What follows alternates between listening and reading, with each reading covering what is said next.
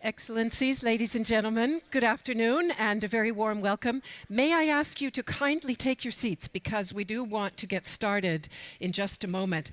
And just a word on translation. We will have remarks today in English, German, and French, and we do have translation into all of those languages. So you find headsets on your seats, and please do make use of them because we don't want you to miss a single word of our proceedings. We have German on channel 1, English on channel 2, and French on channel 3.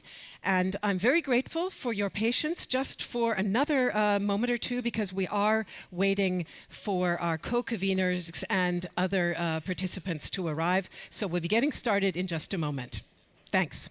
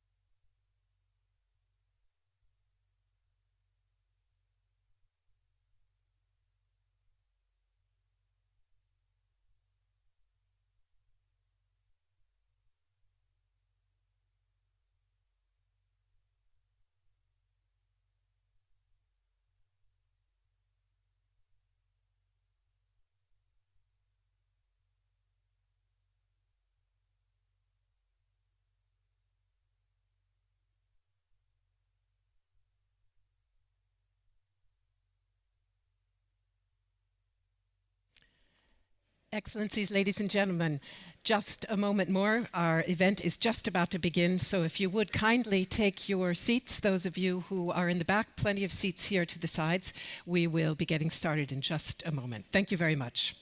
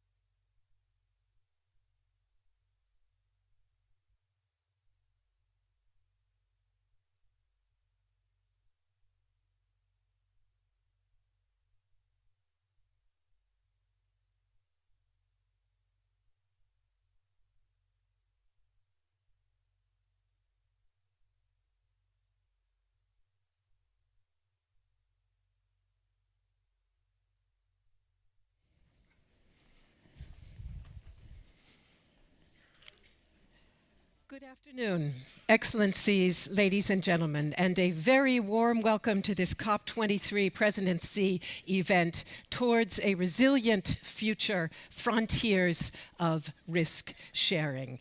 It's my pleasure to take this opportunity to welcome all of our dignitaries and the co-conveners of today's event, the Presidency of COP23 and Premier Minister of Fiji, Mr. Frank Bainimarama, the Executive Secretary of the UN Framework Convention on Climate Change, Patricia Espinosa, and the Parliamentary State Secretary of Germany's Ministry for Economic Cooperation and Development, Thomas Silberhorn, representing the minister who unfortunately couldn't be with us today because he has negotiating responsibilities here at the COP. Building resilience is a key focus of this year's Congress, and I think you hardly need a reminder that that is the case for the very simple and very urgent reason that climate change has become an immediate reality whose effects are making themselves felt all across the globe and nowhere more drastically than in vulnerable nations. Here today, we want to take action to focus on concrete measures that we can take right now to empower countries to meet that challenge. Later on, we're going to be launching a new initiative to provide vulnerable nations with financial support to help them better manage climate risk. We'll also showcase transformative efforts by key actors working to build resilience on the very front lines of climate change. So that's our goal, and we begin now.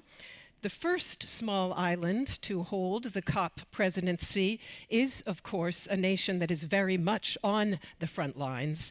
Fiji has dedicated extraordinary commitment to facilitating an outcome that both advances the Paris Agreement and also supports vulnerable nations. And it is a great pleasure now to welcome the COP president, Fiji's Prime Minister, Frank Bainimarama.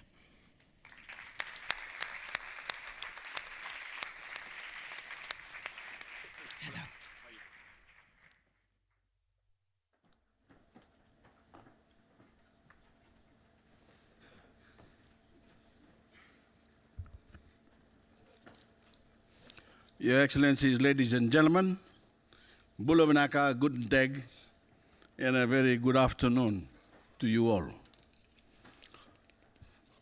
Your Excellencies, people who are protected by their wealth have little idea of the heartbreak of the poor and most vulnerable when they lose their homes and their livelihoods in climate-related disasters. So I'm honored to open one of the most important events at COP23, the presidency event that addresses the needs of the poor and most vulnerable across the world. You will hear throughout this event about the carefully designed technical responses to the real problem of practical access to insurance. Together with partnerships designed to build greater resilience for vulnerable nations to cope with the impacts of climate change and maintain their development. One element of our response is the setting up of a clearinghouse for risk transfer. And I have the great pleasure to announce that the various stakeholders have agreed that this be called the Fiji Clearinghouse for Risk Transfer. What a great name. My Attorney General and Minister of Economy and Minister responsible for climate change, Ayaz Sayed Qayyum, will explain this clearinghouse later in the proceedings. Others will tell you today about how these new arrangements will work, but I want to begin by telling you why they matter, because I have first-hand recent experiences of what it will mean for my own people and many millions around the world in the same circumstances. In February 2016, just 21 months ago, Fiji was struck by the biggest tropical cyclone ever to make landfall in the southern hemisphere. Cyclone Winston killed 44 of our loved ones, damaged or destroyed tens of thousands of homes, schools, health centers, and other infrastructure, and caused losses amounting to 30% of our GDP. In fact, we are still dealing with the consequences today. And frankly, as we enter yet another cyclone season, I constantly worry about how we could cope with another disaster so soon after Cyclone Winston. Many of our people were uninsured, and as well as dealing with the heartbreak, they've had to rebuild their homes and their lives with little or no financial means. If you come to the Fiji Pavilion here at COP in Bonn, you can see it for yourself in virtual reality. But I wouldn't want to wish the real experience on anyone. Of course, our experience is far from unique. In recent months alone, the people of the Caribbean and southern United States have suffered a similar fate. And all over the world, billions of people are suffering from the effects of the extreme weather events and rising seas caused by climate change. The Fijian government, in common with other governments, has a great deal of difficulty managing to navigate the current global insurance arrangements. So it is a great stride forward to have a solution emerging from the cooperation we are now seeing between governments, global financial institutions, the insurance industry, academia, and civil society organizations. Important gatherings, including Sendai, Japan, the G20 in Hamburg, and the V20 in Washington, have prepared the way for this event. And you will hear how we have opened up this unique partnership to provide a platform for the coordination, learning, and delivery of climate and disaster risk finance and insurance. This partnership is a practical response to the needs of those who have suffered loss because of climate change, and I'm very proud that it has happened under Fiji's presidency of COP. At the same time, it is a means of finding a more resilient form of development for those who will have to adapt to the great challenge of climate change. Insurance and finance go together in this context. Most of our infrastructure in vulnerable or low-lying states is at the coastal margins, and of course very exposed. Our tourism industries, our agriculture, forests, and fisheries all require fresh thinking and new forms of financing their development in the face of climate risk. Friends, these brilliant people assembled here today have got some of the answers to our problems, and we all look forward to hearing what they have to say. I want to close by thanking all the stakeholders in this unique partnership, and especially Germany, the United Kingdom, the World Bank, Ethiopian V20 presidency, and the German G20 presidency that have led the way with this initiative. I can assure you that it is going to be greeted with enthusiasm and relief by the vulnerable in the Pacific and right around the world. And it is truly something of which we can all be very proud. Binakabagalewu, Dankeschön.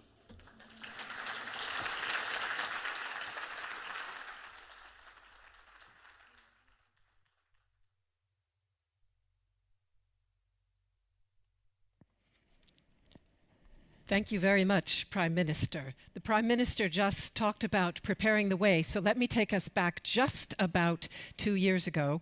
As the Paris Agreement was falling into place, the United Nations inaugurated a new initiative to strengthen the ability of countries to anticipate hazards, absorb shocks, and reshape development in order to reduce climate risks.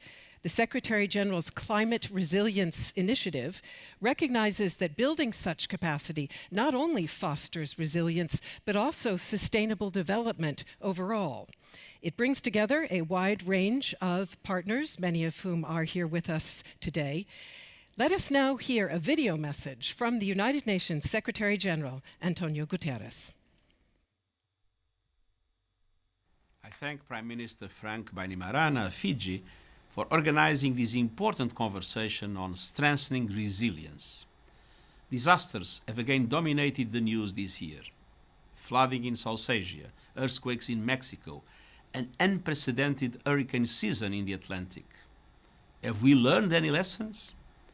Hazards will always exist. They need not become disasters. We must invest in disaster risk reduction, strengthen resilience, and climate action.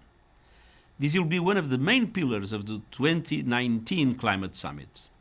The UN welcomes the investment of the government of Germany and the others in the InsuResilience Global Partnership. By better connecting our work on climate and disaster resilience, we can protect vulnerable communities and accelerate progress on the Sustainable Development Goals.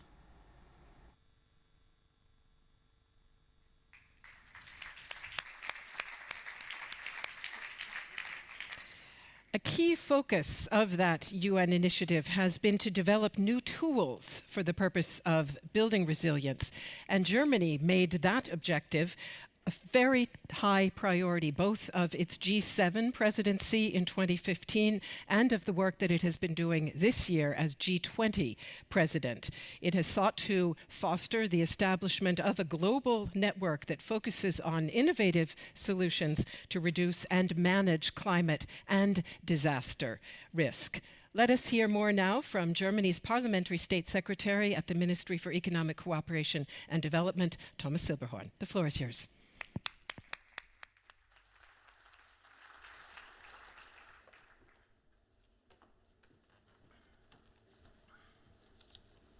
Thank you, Mr. President and Prime Minister, Excellencies, ladies and gentlemen. Harvey, Irma, Maria, these hurricanes recently robbed hundreds of thousands of people of their livelihoods. Severe monsoon rains destroyed the crops of 1.5 million farmers in Bangladesh alone. The number of such disasters is growing. Statistics show that the number of natural disasters is 3 times as high today as it was in 1980. Direct economic losses are estimated at a minimum of $300 billion a year. And precisely in those places that are hit hardest by climate change, people have the least protection. A few years from now, 3/4 of the world's population will be living in such regions. We have already reached a point where 26 million people fall back into poverty every year due to climate change. For many people in vulnerable countries, this has become a matter of survival, and that's why we need solutions for these people. Decisive international climate policies have to slow down climate change. The Paris Agreement must be implemented systematically towards the target of 1.5 degrees. And climate policies have to encourage investment in adaptation in order to prevent damages. They have to develop, and we have to develop, innovative answers to deal with the remaining risk so that people will be able to cope with that risk. After a natural disaster has struck, we find time and again that we should have prepared earlier and that we could have prepared earlier. So we must not allow this to continue. We need a paradigm shift in international climate policy, moving from damage response toward better preparedness. Poor and vulnerable people, businesses and governments should become proactive risk managers. They should be able to reduce their risks. When they incur a loss, they should receive quick and effective assistance, and they should be entitled to that assistance. They shouldn't have to beg for it. That's precisely what climate risk finance and insurance can accomplish. The Caribbean Catastrophe Risk Insurance Facility paid out $55 million to the countries affected by tropical storms Irma and Maria within just 2 weeks after the disasters. The funding went towards drugs, emergency shelters, and the repair of schools and roads. The African Risk Capacity, a drought insurance system, is based on contingency plans. The plans are used to ensure that insurance payments will reach the most needy in a quick and targeted manner. 2 years ago, 1.3 million people in Niger, Senegal, and Mauritania received assistance. A total of $26 million was paid out. That helped to secure people's livelihoods. In Senegal, 40% of those surveyed said that the assistance helped them to remain where they lived. In order to enable even more people to get protection, we need a broader basis for climate risk finance and insurance, more instruments and more partners. Today, many different players are assembled here. Representatives of the G20, the V20, the Vulnerable 20, the World Bank and other international organizations, civil society and academia. And today we are launching the InsuResilience Global Partnership. Our goal is to create tailor-made approaches for disaster preparedness, risk mitigation, and the expansion of finance and insurance solutions. And we want to tailor this to each country's needs with a special focus on poor and vulnerable people. Our idea is to have all players work together on solutions. Developing and industrialized countries, civil society and academia, and in particular, the insurance industry and large investors. In the future, the InsuResilience Forum will provide a platform for exchange among future policyholders. We want to exchange knowledge and experience. On that basis, we want to develop innovative solutions and new products in line with local needs. That process will begin the day after tomorrow. On the 16th of November, 200 experts and decision makers will be meeting next door at Deutsche Welle here in Bonn. However, every good idea also needs an implementation structure in order to become reality. That's why we are planning to set up a program alliance for this InsuResilience Global Partnership. The alliance is intended to be the driving force for the implementation of the partnership. It will have the following tasks: collect data and analyze risks in order to facilitate the targeted development of finance and insurance products, provide specific advice on adaptation and risk management, provide smart support for climate risk, finance and insurance, and encourage the development of innovations. This may involve pool financing, such as the Pacific Catastrophe Risk Assessment and Financing Initiative and the African Risk Capacity I already mentioned, but it includes also direct insurance for small farmers and cooperatives. In this way, we can close the protection gap and reach more people. The Alliance will provide the necessary resources to back up the implementation of the InsuResilience Partnership. The German Development Ministry will make available $125 million in support of this effort. Ladies and gentlemen, climate policy is a collective task.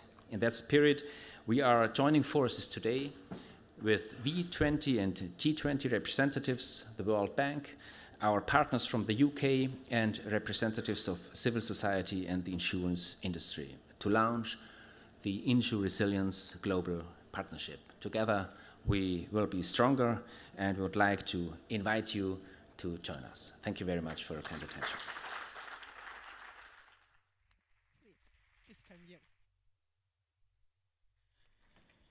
Thank you very much, Parliamentary State Secretary Silberhorn. As we just heard, and as its name suggests, ladies and gentlemen, the InsuResilience Global Partnership is the fruit of cooperation between a wide range of key actors. And before we move on to its official launch, I'd like to ask two further partners who played a formative role in initiating this new initiative to speak to us as well. It's my pleasure to hand over the stage to Laura Tuck. She is the Vice President at the World Bank for Sustainable Development. Please, the floor is yours.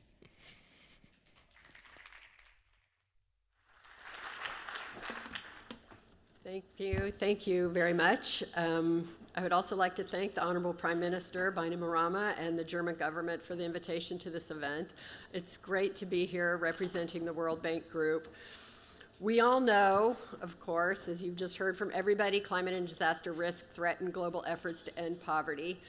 The estimate that you just heard earlier about that we all use about the $300 billion in economic losses is a big number, and it's cited frequently, but they don't actually tell the whole story. We did a recent report with some analysis that shows when we actually account for what we call well-being, the losses Disasters also actually cost the global economy 60% more than what's usually reported, or $520 billion.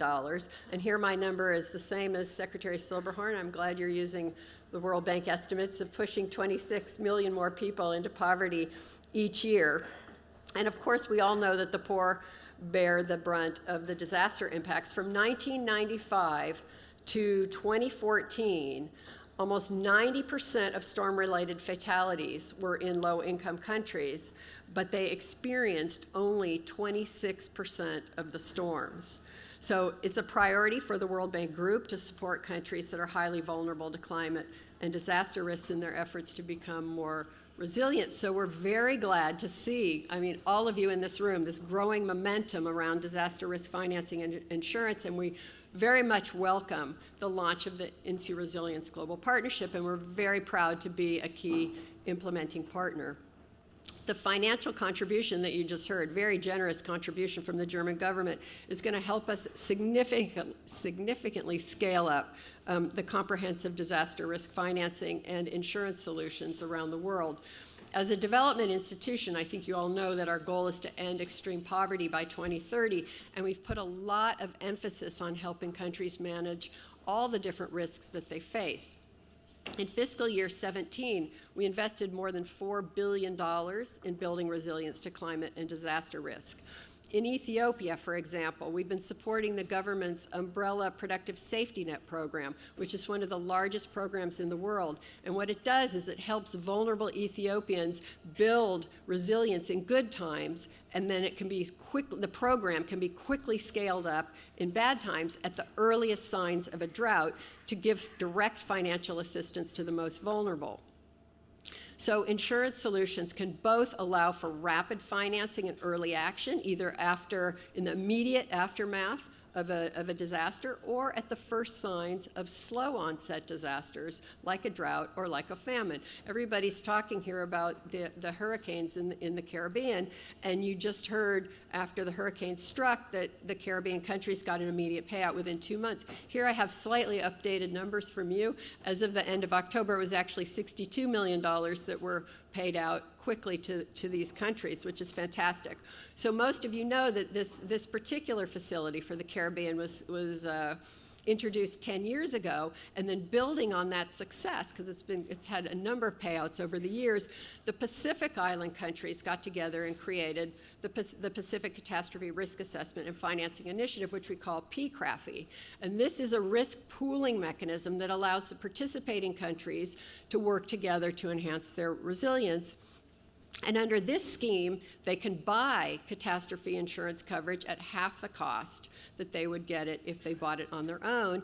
And in 2015, Vanuatu got a $2 million payout just 7 days after Cyclone Pam devastated the country.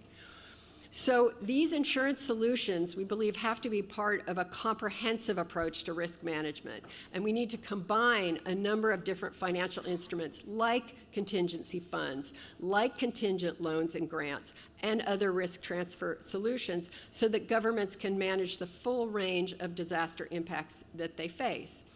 At the World Bank Group, we're promoting a strategic approach to risk financing where insurance and other complementary tools are combined to deal with each of the different kind of risks in the portfolio. One example comes from Kenya, where we worked with the government and the private sector to develop an agriculture insurance program that protects pastoralists from the impacts of drought.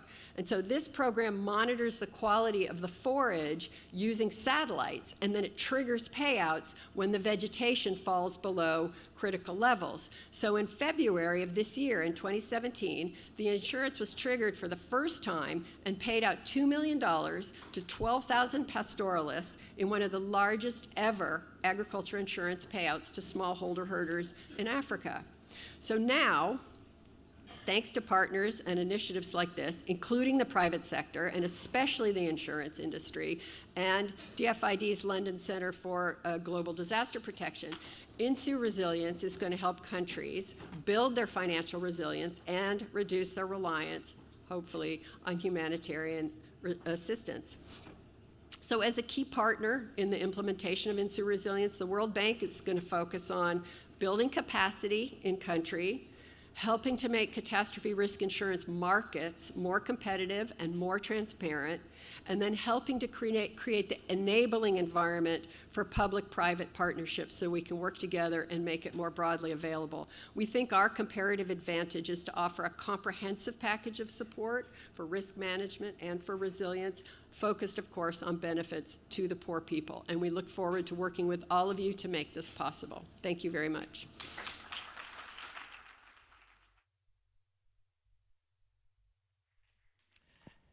Thank you very much, Laura Tuck. Few actors have done more to put resilience on the global agenda than the V20, the group of the world's most vulnerable nations that represents more than 700 million people. It was formed in 2015, and shortly after formation, it announced that one of its aims would be to see a risk pooling mechanism established by 2020, within 5 years of its foundation. Today is another step in that direction.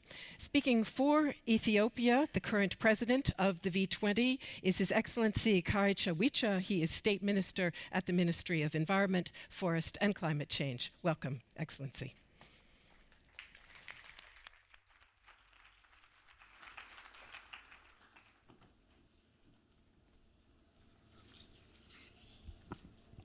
Thanks very much, Madam Moderator.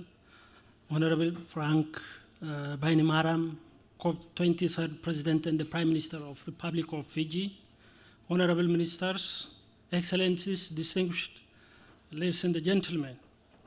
It's my pleasure to address this speech on the significant consolidation entitled InsuResilience Global Partnership, organized by the government of Germany. During this, there was the first ever and the fruitful dialogue called the G20 High-Level Representative Dialogue. Again, I would like to talk this opportunity to thank the government of Germany for arranging this first ever and fruitful dialogue. During the dialogue, both groups reflected their interest in working together on climate change, including through the ambitious implementation of the Paris Agreement. Since the year 1992, we had gathered for the 23rd of the Conference of Parties meeting of those successes. The UN Conference on Climate Change in Paris was a tremendous success, showed that multilateral action under the United Nations framework could deliver results. The same political momentum has to continue in the Marrakesh. Ladies and gentlemen, the world, particularly the vulnerable countries, want to see concrete actions from each of us, because every year around 300,000 lives are being lost due to the adverse effects of climate change. Climate change is a matter of survival for many those who are most vulnerable to it. That's why, particularly the vulnerable countries, which are members of the CVF, continue to make headway for the low carbon development approach, both at local level, at each country level, as well as global for us. The global climate-related crisis can only be resolved through effective global cooperation mechanism. The Climate Vulnerable Forum brings together 50 of the world's most affected countries by the climate change.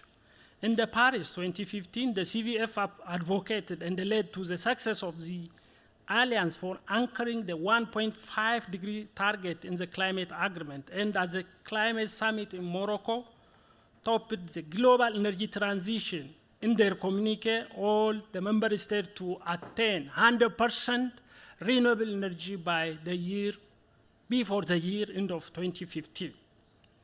The CVF launched a separate coalition of its finance ministers called V20. The V20 objective is to address the special needs of CVF countries and unlock the full potential of their member countries to pursue climate actions, enhance resilience, maximize co-benefits as well as opportunities, and in doing so to inspire others around the world. It also aims to avoid further indebtedness of vulnerable countries, enhance their national capacity and readiness, as well as to help to remove barriers for delivering and mobilizing finance to attract investments for climate resilient, low economic development, low carbon development. Ladies and gentlemen, globally, the number of disasters and humanitarian needs are rising. We are witness that repeated events of disasters have significant and detrimental effects on the economic, social, and environmental domains of the CVF member countries. These events subsequently disrupted the short recoveries which countries managed to achieve in between disaster years. If adequate and joint measures are not to be taken, these impacts are projected to accelerate and become more severe during the coming decades due to the adverse effects of the climate change. Unless there is increased investment in risk reduction, preparedness, the cost of responding to this crisis will continue by diverting the long-term development finance into short-term life-saving humanitarian actions. Such kind of approach is not sustainable, as you all understand. Hence, there is a need to shift the approach from a reactive crisis management to investing in prevention and early preparedness and response actions. My country, as an example, is undertaking disaster risk reduction intervention and investing in resilience building. Similar interventions are also underway among many of CVF member countries. The government of Ethiopia has developed national policy on disaster risk management and corresponding disaster risk management strategic program, which sets a multi-hazard, multi-sectoral, and a decentralized approach to disaster risk reduction. The disaster risk reduction management program envisions a future where disaster risk is prevented, mitigated, forecasted to enable effective response at national level. Preparedness is achieved through strengthened early warning and rapid assessment systems linked to contingency plans and finance, an improved food and non-food items management system, and a greater community responsibility for disaster risk management at local level. The Ethiopia government has also established another strong policy foundation for social protection called National Social Protection Policy during the year 2014 and the National Social Protection Strategy in 2016. The policy and the strategy aim to weave together a variety of existing programs into a coherent and a social system for Ethiopians.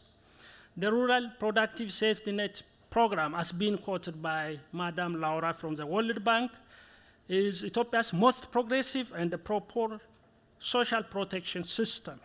Since disaster risk in Ethiopia is mostly related to climate factors, the Rural Productive Safety Net is a foundation instrument available in support of disaster risk financing. Recently, we have also scaled up this innovative approach to the urban poor as well. Excellencies, ladies and gentlemen, thus climate risk insurance could be designed to serve as one of the instruments in the disaster risk financing agenda for the V20 countries. It is also recalled that during the G20 ministerial dialogue in this year April, the V20 requested in its ministerial communique capacity building and financial support to develop member countries in institutional capacity as part of their broader fiscal risk management agenda. Furthermore, at the V20 dialogue with high-level G20 representatives, it was highlighted that there is a need for providing financial and technical support for implementation of activities of the V20 on climate risk, including the establishment of strong insurance mechanisms, achieving a balance between affordability and sustainability, including through collaboration with InsuResilience, in strengthening risk pooling and leveraging private investment to deal with issues of premiums and sovereign subscriptions in a pragmatic way. In this regard, the InsuResilience Global partnership can be a shared platform for V20 CVF countries to pursue joint advocacy for and exchange experience related to improved access to disaster risk financing, to put forward specific proposals for a new risk pooling facility, and to obtain financial as well as technical support from international partners. The partnership could play a catalytic role by being an integral part of the wider national disaster risk reduction and the risk management policy and the framework. Ethiopia, as the chair of CVF V20, therefore welcomes the statement of the InsuResilience Global Partnership on the climate and the disaster risk finance and insurance solution to strengthen the resilience of member countries and protect the lives and the livelihoods of poor and vulnerable people against the impact of disasters through supporting the disaster risk finance strategy. We certainly welcome the commitment of the government of Germany and other partners to advance in the critical momentum responding to the real needs of climate vulnerable V20 countries that lack access to basic insurance cover. Thank you very much.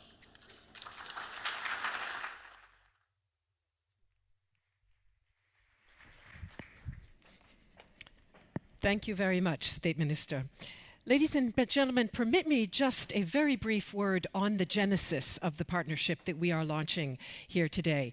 As mentioned, Germany's G7 presidency produced agreement on an InsuResilience initiative that was aimed at providing access to at least 400 million euros worth of affordable climate risk insurance by 2020. That concept met with great interest within the NGO community, also within the private sector, and amongst countries beyond the original G7 signatories. And that, in turn, generated the impetus for broadening and deepening the original InsuResilience initiative. Today's launch reflects a very productive, cooperative process between Germany's development ministry and numerous stakeholders, including the World Bank, which we have heard from just a moment ago, and the UK's Department of International Development, DFID. We want to take a very brief look now at the vision for this new and truly global partnership dedicated to innovative solutions for managing risks that fall, as we've heard, and as you know, with disproportionately grave impact on those who have done least to contribute to climate change and are least well placed to offset its risk. May we see the film, please?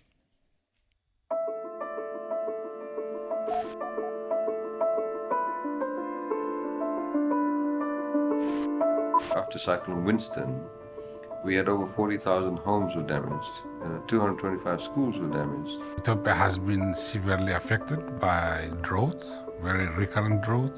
The magnitude is very huge. We have thousands of families now without a roof over their head.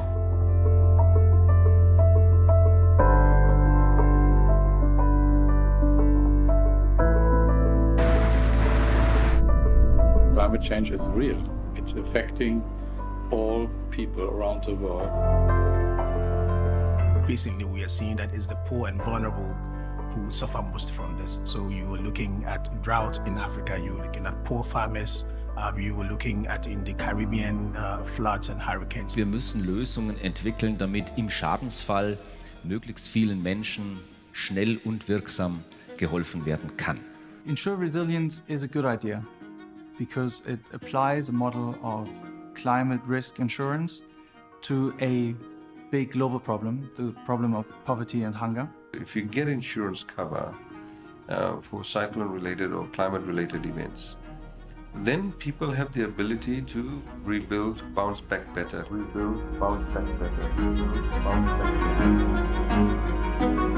Looking at climate risk insurance, if it's part of a wider risk financing strategy, it's a chance for us to reassess how we're funding. The economic costs of these disasters are way beyond what the insurance bill is. We can transfer risks to the financial markets and improve resilience for economies and societies. The strength is that it's not simply confined to one or two players, but it's sort of a grand coalition approach. The global partnership will bring more coordination, more synergy, more integration. Deshalb haben wir mit unseren G20-Partnern in diesem Jahr beschlossen, dass wir eine globale Partnerschaft für Finanzierungs- und Versicherungslösungen für Klima- und Katastrophenrisiken aufbauen wollen.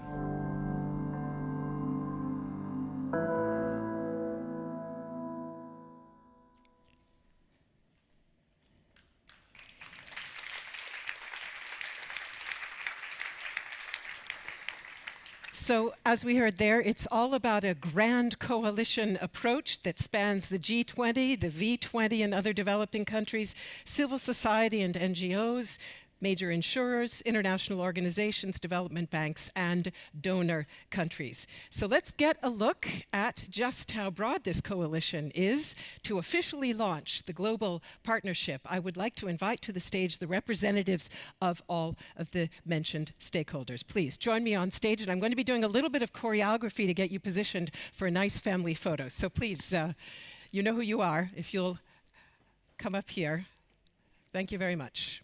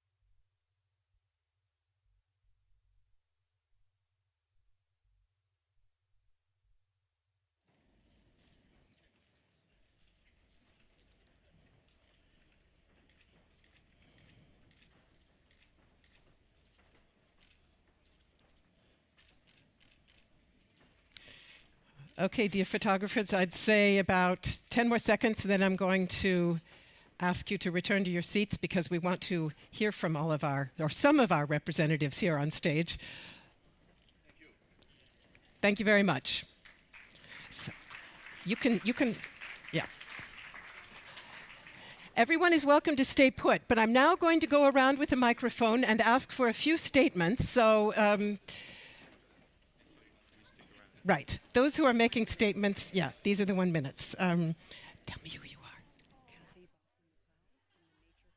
Oh, okay, that was not on my list. No, I'm sorry, but I think we're, yeah. So.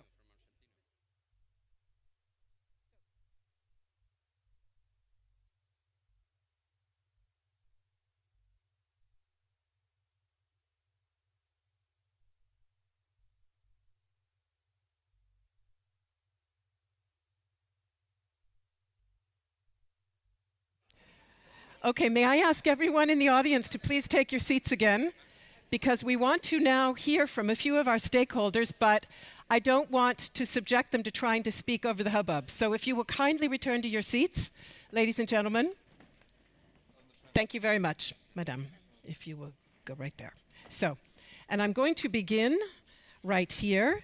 And unfortunately, we can't hear from all of our stakeholders. We have so many with us today. So what I'm going to do is I'm just going to single out a few as essentially a sample to represent the whole. And I will begin right here with Mr. Sergio Alejandro Bergman. He is Minister of the Environment and Sustainable Development for Argentina, which in a little more than 2 weeks takes over the G20 presidency from Germany. So let me ask you this. At the G20 summit in Hamburg, the G20 welcomed the creation of a global partnership for climate and disaster risk finance. Today, this vision is becoming a reality. And how does Argentina plan to support the new global partnership going forward? First of all, I bring warm regard from President Macri that state that the Paris Agreement is to fulfill it, it's not to negotiate. And to translate this vision in action, we are part of this approach in this overall strategic master planning about adaptation and risk reduce. We see these financial transfer risk tools like a very good example. We are part of this partnership because it's an emerging opportunity to deal with vulnerable communities and the losses that arise from climate change. Argentina is here. We are part of this global family. We are only one family. We have only one home, that is this planet. We strongly support this global InsuRe partnership. Thank you. Thank you very much. And I'll move right over here to Mr. Nick Bridge. Mr. Bridge is the UK Foreign Secretary's Special Representative for Climate Change. And as I mentioned, the UK has been one of the main drivers for the InsuResilience Global Partnership. So would you tell us how you see it going forward? What's your vision for what it can achieve? I'm keeping this microphone in my hand. I'm sorry. Well, thank you very much. A huge thanks, Prime Minister of Fiji, to our German colleagues, the World Bank and the V20. The Prime Minister spoke at the United Nations with the Secretary General following Hurricane Irma and put her personal commitment into this agenda. And Laura kindly mentioned our Centre for Disaster Risk Protection in the UK, which is getting up and running. The InsuResilience initiative is fantastic. We're taking what we did in the G7 and really building it. And 3 observations really from what I've heard today. One is so much is not insured. We're talking about needing to radically ramp up the amount of insurance we have. The second thing is that we're hearing so much about the opportunity to move from being reactive to proactive and getting ahead of this curve, because the storms and the weather events and the science tells us it's all going to build faster than probably we can imagine. And the third observation is, just as I sit in the world's leading international financial center, is to leverage the finance into green areas, into insurance, but also to take some lessons from this initiative and bring some dynamism and momentum into the wider financial sector. So we'll continue to try and do our bit. In amongst the 6 billion that we are currently spending on international climate finance in this period, we've done 50-50 adaptation mitigation because of these sorts of issues. So we'll continue to try and do our bit. Congratulations again to everyone who's been part of it. Thank you very much. Nick Bridge. I will now come over here to Madame le Ministre. She is Minister of the Environment, Ecology and Forests for Madagascar, Mrs. Dr. Johannita Nadahim Anaranjara. And she will be speaking in French, in case you've taken your headsets off and want to put them back on. Madame, vous soutenez le partenariat. Qu'est-ce que ça signifie pour votre pays, pour Madagascar? Au nom de la République de Madagascar et en mon nom personnel, je tiens d'abord à remercier Son Excellence, Monsieur le Premier ministre, président de la COP23 et la République fédérale d'Allemagne, d'avoir mis en place cette initiative de partenariat qui favorise également, ou alors qui a accès à ces pays les plus vulnérables au changement climatique. Pour Madagascar, donc, ce partenariat est une initiative qui développera davantage les appuis aux pays les plus vulnérables. Et deuxièmement, cette initiative donc, renforcera les synergies avec les initiatives existantes telles que le CRUISE sur le système d'alerte précoce et l'initiative de l'accord de Paris sur la mise en place d'un centre d'information qui servira de base de données, donc des bases de données, des bases d'informations sur l'assurance et le transfert des risques. Et cette initiative facilitera également un dialogue politique de haut niveau afin de promouvoir ou renforcer le financement. Et en dernier lieu,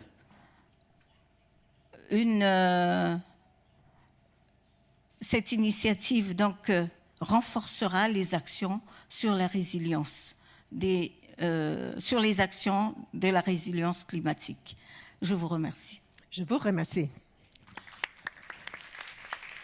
Coming over here, I have to, yes, thank you. And I am supposing that you are Dr. Smith, although we didn't meet before. Yes, it's a pleasure to meet you. Dr. William Warren Smith is president of the Caribbean Development Bank. In the video that we saw a moment ago, we saw some images of the terrible devastation that has occurred in the Caribbean. What is the relevance of the InsuResilience Global Partnership in your eyes for the Caribbean financial sector as a whole, and also what role your bank will play in this grand coalition? Well, if we can use the example of the CRIF SPV, which is such a product, first of all, we are very proud that we are one of the early contributors to the capital of that fund. And I think that, as you heard from the World Bank earlier on, that initiative has already been working for us and for our people following natural disasters. And we believe that it's an effective instrument, but it can be made more effective if a couple of things happen. First of all, the risk that is inherent in some of the countries, the expected losses, we need much greater coverage in that regard. And currently only about 2.5% of those losses, those expected losses, are being covered. So that we need an improvement. We need to be somewhere up around 25%. To be able to do that, we feel that the CRIF needs more capital. And we are very pleased to announce here this morning that the Caribbean Development Bank is contributing a further $14 million of new capital to the CRIF, thanks to the generosity of one of our shareholders, Mexico.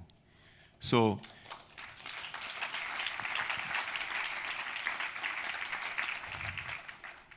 it's one of the instruments. It's not the full deal.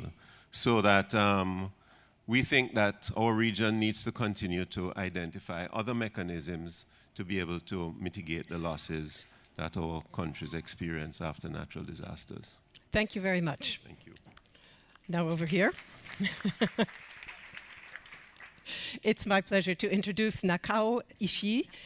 Nakoko, oh, sorry, okay. She's the CEO and chairperson of the Global Environment Facility.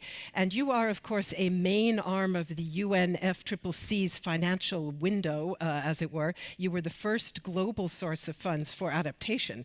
So please tell us how you see the synergy between what you do and the Global Partnership, and how you will be complementing it going forward.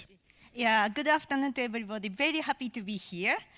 In the past, as already mentioned, that as a main sources of the adaptation, we have actually supported to the establishment of the several climate risk insurance instrument all over the place. And it's just yesterday, we also announced our contribution to establish the equity fund, which will catalyze the private sector money into the risk intelligence, climate risk intelligence. That kind of intelligence is absolutely critical for us to really to develop the climate adaptation market, so that we have a lot of hope of that kind of initiative going forward. And with this the partnership, I fully agree that we need to do more, and we need to enable the countries, but we need to enable the citizens, the private sector, the farmers, to let them take advantage of this kind of risk insurance instrument. So that and I understand this is the goal, objective of this partnership, and we would like to we are very excited to support our contribution to this partnership, and we are really looking forward to working much closer, much harder to make this great dream realized. So thank you so much. Thank you very much, Madame Ishii. I'll go in between here. Now we hear a civil society voice. It is a very great pleasure to introduce Racheli Nicole. She is Oxfam's Regional Director for the Pacific, and clearly the region that you work in is one of those facing the gravest of climate risks. What's your vision for the InsuResilience Global Partnership going forward? How can it deliver the kind of support that the region needs? Good question. First of all, Prime Minister Bainimarama and to the government of Germany, thank you for this opportunity for a civil society response to the partnership. We at Oxfam, we work in many communities across the world who are affected by disasters and climate change. And, as we saw in the video, as what the Prime Minister had said earlier on, I lived through Cyclone Winston, and we do not want to wish that on anybody.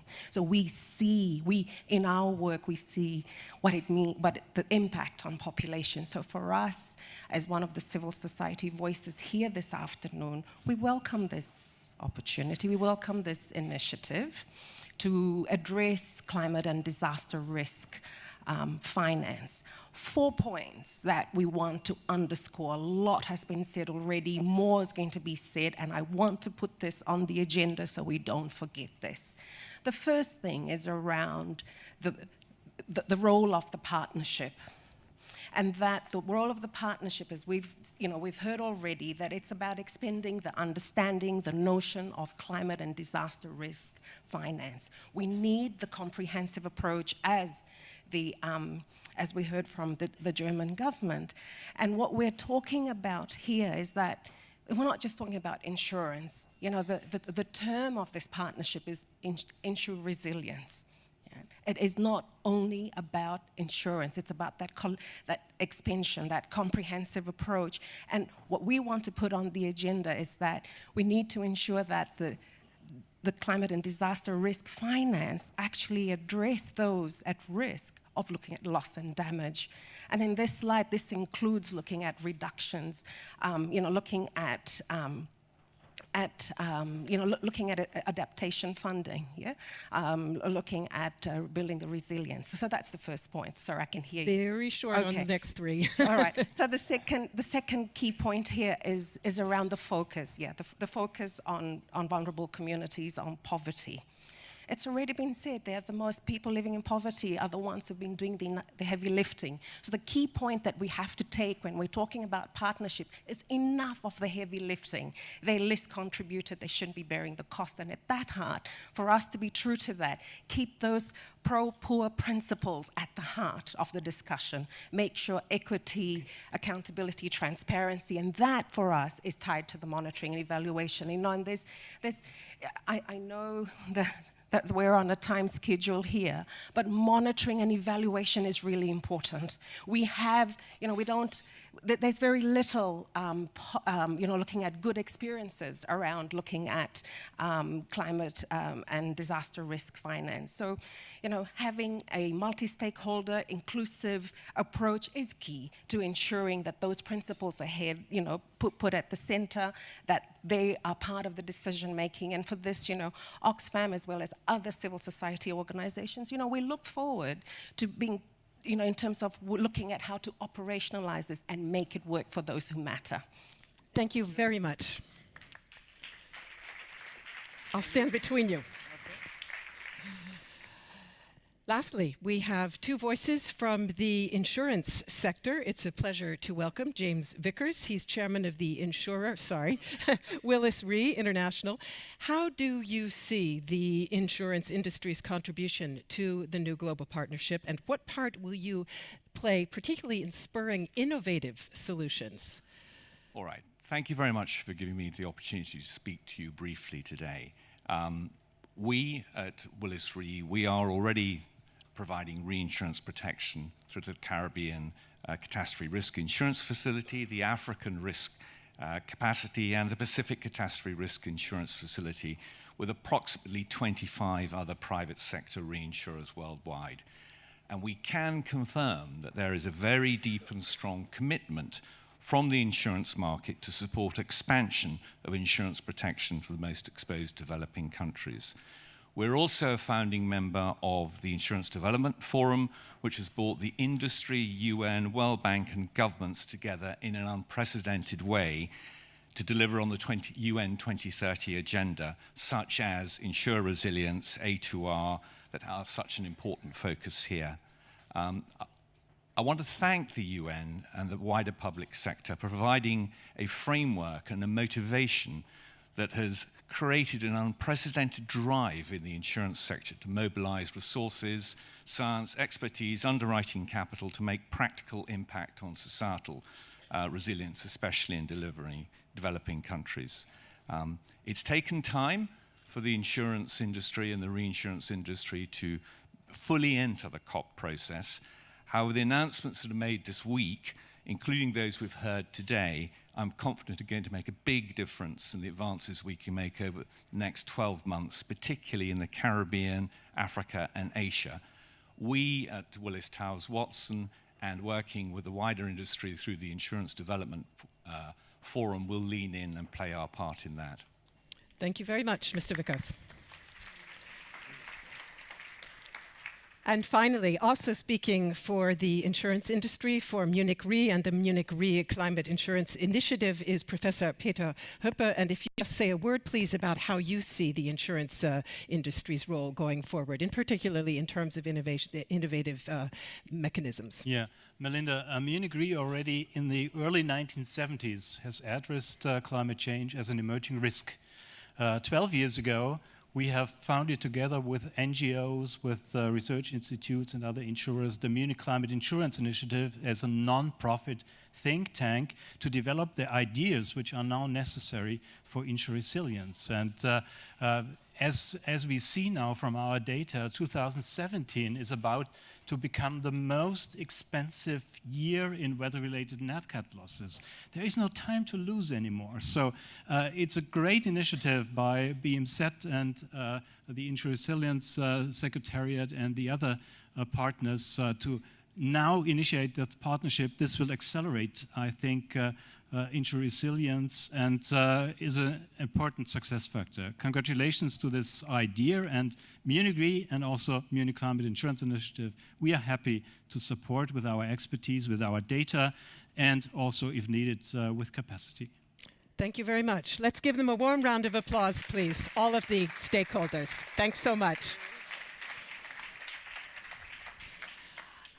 I will ask you to please return to your seats, because we want to move right into a final and very brief panel discussion with several more representatives of initiatives also working in this space. And as you're well aware, ladies and gentlemen, managing risk through boosting access to insurance is just one aspect of building resilience, as was mentioned here on stage. Beyond the stakeholders we've just heard from, numerous further actors are working on the front line of climate change, not only in the area of finance and risk pooling, but early warning, information and capacity building, and more. So I'd like to ask us to take just a few moments to get to know a few of these and explore the potential synergies that were mentioned in the video we saw earlier. May I please ask to the stage Mr. Solheim, Madame Poisson, Chastanet, Mr. Sayed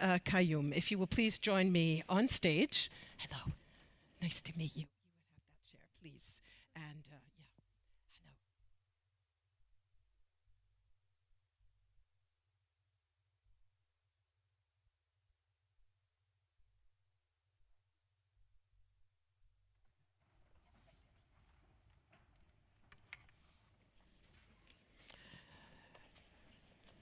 So it is a great pleasure to welcome, sitting in the middle, the Honorable Alain M. Chastanet. He's Prime Minister of St. Lucia.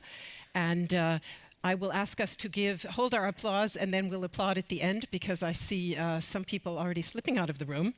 Next to me is seated Mr. Ayaz Sayed Qayyum. He is Fiji's Attorney General and Minister for the Economy, Public Enterprises, Civil Service and Communications. Next to Mr. Chastanet on his other side is Madame Brune Poisson. She is Minister of State at the Ministry for the Ecological and Inclusive Transition in France. And finally, it's a pleasure to welcome Mr. Eric Solheim. He's Executive Director of UN Environment. And I'm going to ask each of those on the stage to just tell us answer a brief question from me in terms of what your initiative is doing and how it might interact with the global partnership in the future. And I'm going to ask all of us to keep an eye on the time. We are really very tight now, I'm afraid, on time. So I'll be very grateful if the answers can be kept fairly short. And let me begin with you, Prime Minister, and ask you to say just a few words about your experience with an initiative that essentially is a kind of a role model for risk pooling. It's been mentioned here several times already. The Caribbean Climate Risk Insurance Facility, CRIF, was founded 10 years ago by a group of donors, including the EU, Germany, and the US. It serves Caribbean and Central American countries and has made payouts of over 120 million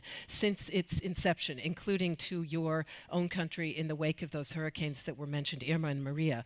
What use have your citizens made of the CRIF funds, and what is the added value of climate risk insurance for vulnerable countries such as St. Lucia?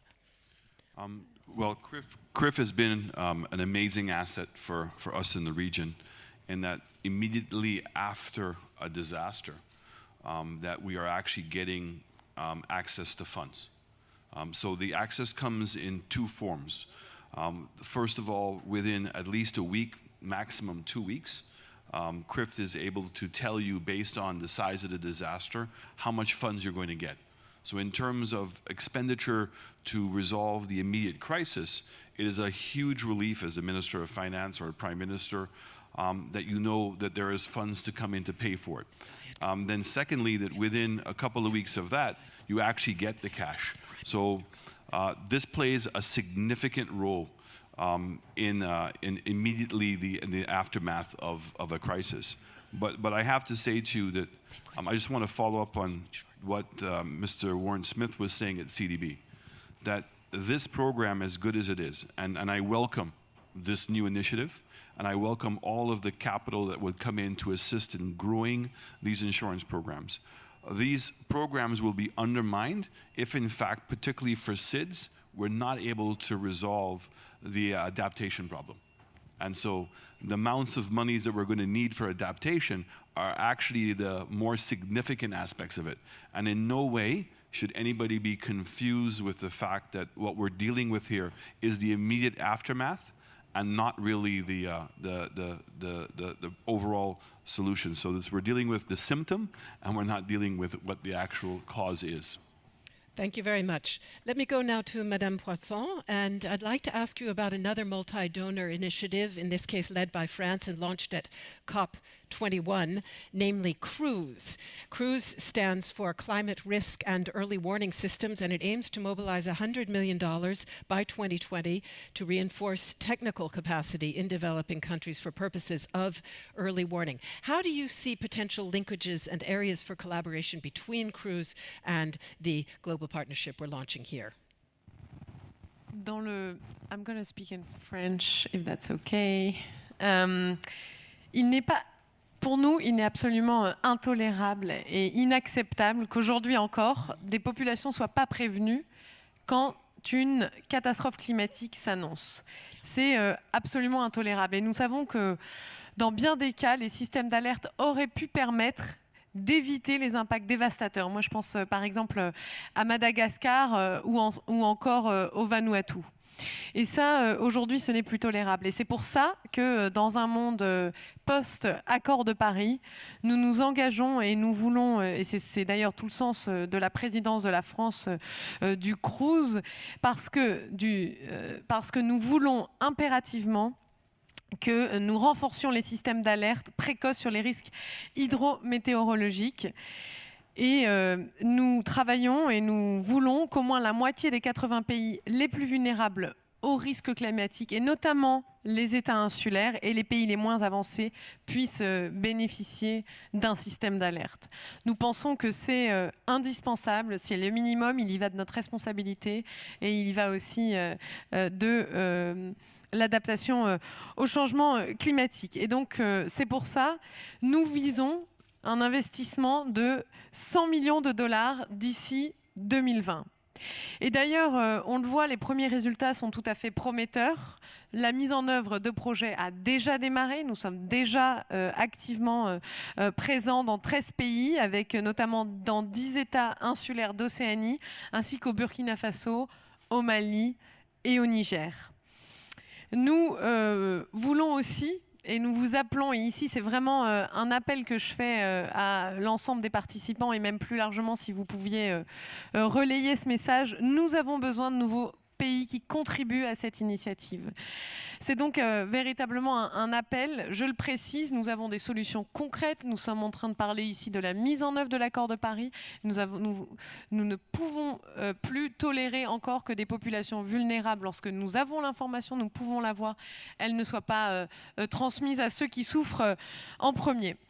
Et nous allons d'ailleurs aussi, c'est une initiative, et je vais être brève, mais c'est une initiative qui permet aussi de rassembler des données sur le climat. Ces données-là, on le sait, elles peuvent être utilisées pour mieux déclencher et mieux préparer les réponses, comme suite à une catastrophe qui est liée au climat. Et cette initiative, donc, elle s'inscrit aussi pleinement dans InsuResilience. Et là, on voit que nous sommes dans le même état d'esprit et sur la même lignée. Et donc, il faut continuer ce mouvement. Et c'est pourquoi, je le répète, j'en appelle à beaucoup d'entre vous dans la salle. Merci beaucoup.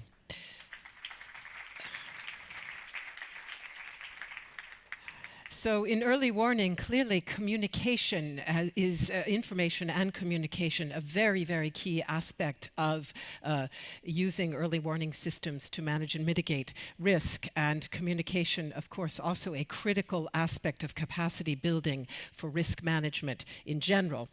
How can vulnerable nations facing complex climate challenges tap knowledge and best practices developed elsewhere?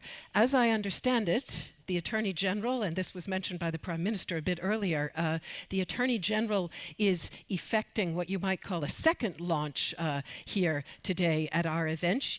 You have brought a new communication tool with you, as I understand, so perhaps tell us just a little bit about what it is and how it will work in exactly this area of fostering communication. Thank you. Yes, it's on. Thank you for that. Just another plug for the Fiji Clearinghouse for risk transfer, as highlighted by the Honourable Prime Minister. The Fiji Clearinghouse for Risk Transfer will serve as a repository for information on insurance and risk transfer in order to facilitate the efforts of parties to develop and implement comprehensive risk management strategies. It will, of course, specifically, if I could very quickly highlight, enhance understanding of information management, enabling of learning, and stimulating expansive and relevant research, improve policy coherence to connect the important actors in the field to support collaboration and to highlight the important topics and debates in the arena. Of course, it's also to enhance action and support to provide guidance on program, on establishment, implementation. At a very practical level, essentially, the relevance of data has been highlighted by the previous speakers, is very, very important to be able to ensure that we provide not only insurance products that are relevant and specific to different regions and different countries, but also develop a culture where we have more understanding and indeed implementation of resilience, as the name suggests, InsuResilience. Thank you very much. And finally, let me go to UN Environment. Clearly, there are some very crucial synergies in the area of climate and disaster risk finance with the work that you do. So I'd like to ask you, Executive Director, to speak not only to these, but also to interaction between the Global Partnership and the UN Secretary General's Initiative on Climate Resilience, which I mentioned earlier and which has come to be known as A2R in reference to its goals of helping countries anticipate hazards, that's the A, absorb shocks, second A, and reshape development to reduce risks. If you talk about the synergies very briefly between both UNE and A2R.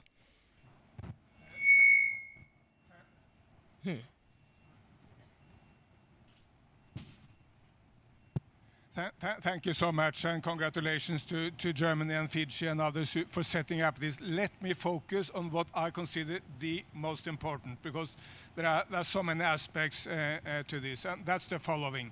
I've been to climate conventions for the last 10 to 15 years and to any number of environmental meetings. And I come to the conclusion that there is one major mistake, one fault of the environment community, which is bigger than anyone else. And that is the reluctance to work with business.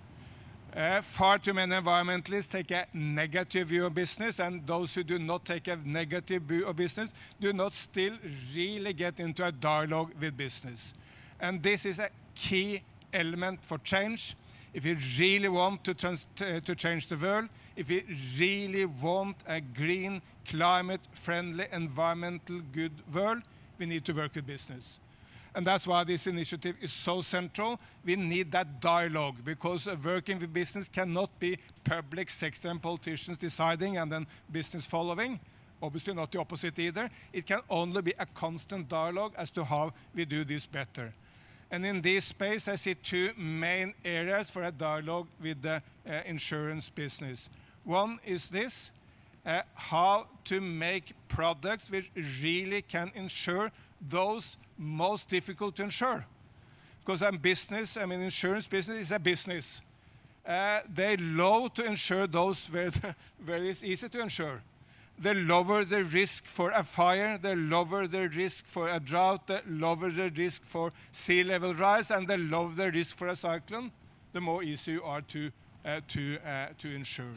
So the dialogue is about how can we really make insurance products, maybe with government guarantees, maybe in public-private partnerships, who really insure those most difficult to insure. And the second area of dialogue to me is how can we work with the insurance business to make the enormous money there help us making the world a better place. There was a very good initiative in the Malta Conference on the Oceans last month, which was initiated by the European Union, where a number of the big insurance companies come together and said, we will no longer insure those fishing vessels who destroy the oceans. We have a number of fishing vessels doing real crime, absorbing, stealing the enormous resources of African nations. It's pure and simple crime. It can only happen because there's no Coast Guard, no one to defend these nations. And then the insurance company said, hi, should we insure companies who simply do crimes to the planet? So if we can have a real dialogue, none of these issues are easy. There are even paradoxes here. The more we ask insurance companies to disclose its risks, which we want them to do, and which Germany has also pushed in the G20 presidency, and I hope Argentina will continue to push because we need that disclosure. But the more the risk is disclosed, the more difficult it may be to insure the most vulnerable and the most difficult to insure. So there are paradoxes here, but let's go into a real dialogue between governments and the UN, civil society and business as how we can do this better. Without that dialogue, we'll simply fail. Thank you very much. And I'm going to ask you for literally one sentence each. I'm afraid we have to leave it at that because everybody's got to get back to their negotiations, but one sentence each. Looking ahead, 10 years into the future, where will we stand in terms of resilience in 10 years from now? We can just go straight down the panel, but literally, if you would, one sentence. we will be in a much better place because some of the major nations of the world, 3 nations, China, India, and Indonesia, these 3 alone is 40% of humanity, and they're moving determinedly, rapidly in the right direction. So we'll be in a much better place in a decade to come. Thank you very much. Madame Poisson. I also believe we'll be in a much better place, but I would say also we're going to be more open and transparent about the risks that are inherent to climate change. And I think when we integrate that into the business and our day-to-day activities, we would have achieved a lot. Thank you very much. Prime Minister Chastany. The truth is, I don't know. The truth is that as SID countries, that what we're facing is incredibly daunting. And unfortunately, the response that we've been getting globally is not corresponding to the problem that we have. We need people to take their pens out of their pockets and to change some strategic policies that are limiting the SIDS from being able to help themselves. The OECD has made a first good step in allowing us to get access to concessionary funds. The next thing that we need funds that are not just about the insurance and getting back up on our feet, but actually building the resilience. And that's where the 10 years comes in. And the next one is that the IMF has to assist the SIDS in reclassifying this debt, because there's no way that we're going to have the capacity to borrow the money that we need and stay within the macroeconomic guidelines that are being established by the IMF. Thank you very much. Attorney General. We'll be in a much better space if we're able to have a more inclusive approach, and that involves looking after the most vulnerable and providing products for them to be part of the mainstream. Thank you very much to all of you. And ladies and gentlemen, if you would like to know more about the Fiji Clearinghouse for Risk Transfer, then you can hopefully see the website here that you can go to. And if you're not seeing it, you can stop by the analog stand outside and learn more about it. So let's give our panelists a very warm round of applause, if you would. Many thanks to all of our speakers who have been with us. We have heard about the very impressive scope and promise of the InsuResilience Global Partnership. I would like to now quote the Executive Secretary of the UNFCCC, who has said, if we do not focus on increasing resilience, we will lose all the development gains of the past year. Patricia Espinosa and her team have been working tirelessly to put resilience in the spotlight at this year's COP. Please give a warm welcome to the Executive Secretary of the UN Framework Convention on Climate Change.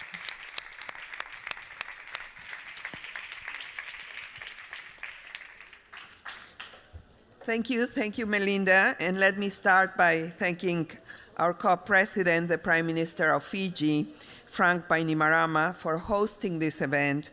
And let me thank you all for coming here, for your engagement, for your commitment. Excellencies, ladies and gentlemen, as has been said, never before have we met with such a sense of urgency. This year, we have heard today, we have seen severe storms in the Caribbean, in North America, monsoon floodings in Asia, in Africa, and also in Europe. So it's very clear. People are suffering, lives and livelihoods are lost, and I am sure many of your countries or neighbors have been affected, and we feel for the people who are right now rebuilding. This extreme weather underscores the need to quickly build more resilience into our communities and across our societies. The Paris Agreement, the Agenda for Sustainable Development, and a host of multilateral agreements are the path to accomplish this. Implementing these agreements puts us on course to protect people and the planet that sustain us.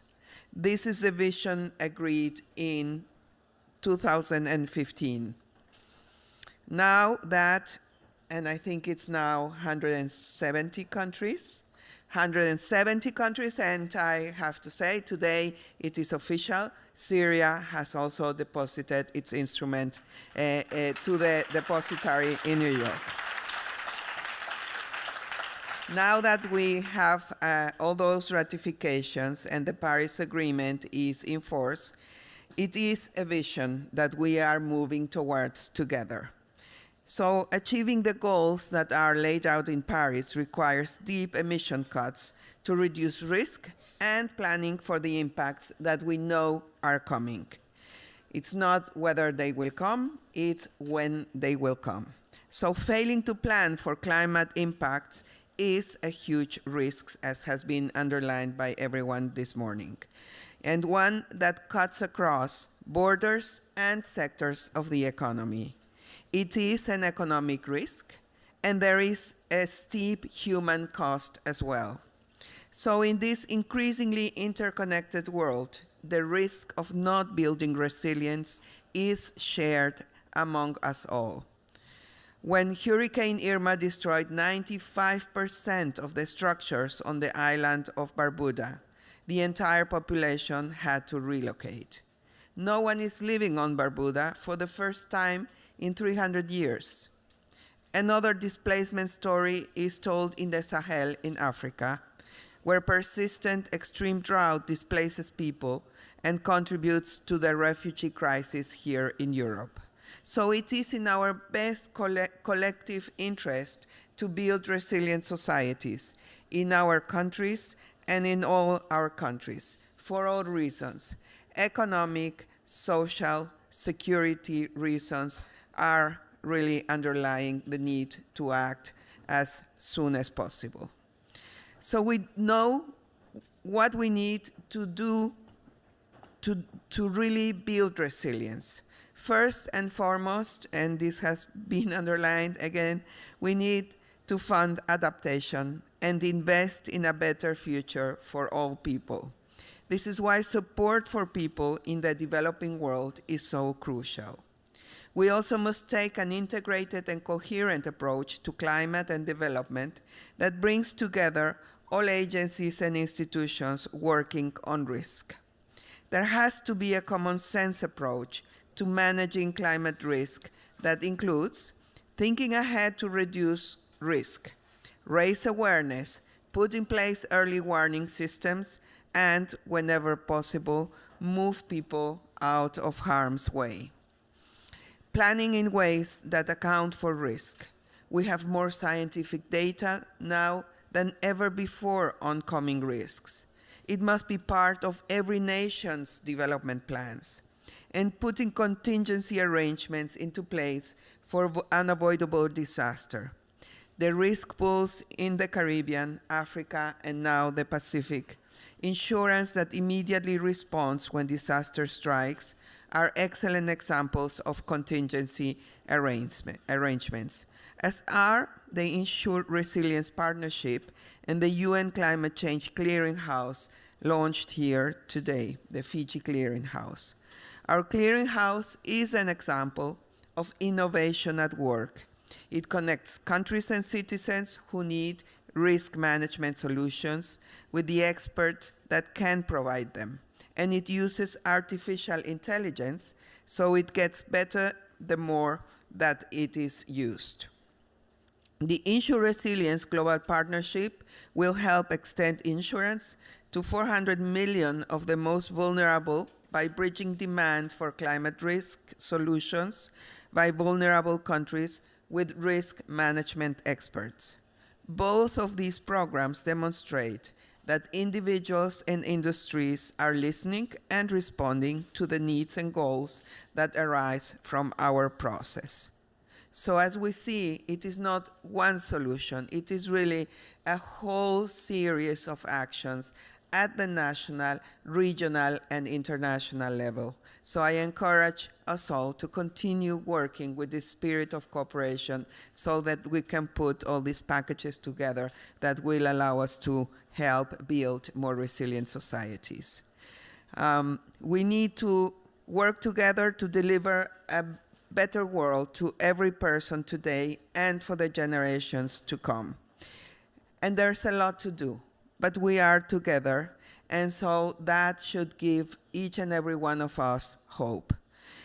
I am confident that this is a way to build a better greener, cleaner, healthier planet with opportunities for all in the developed and in the developing world. Thank you very much.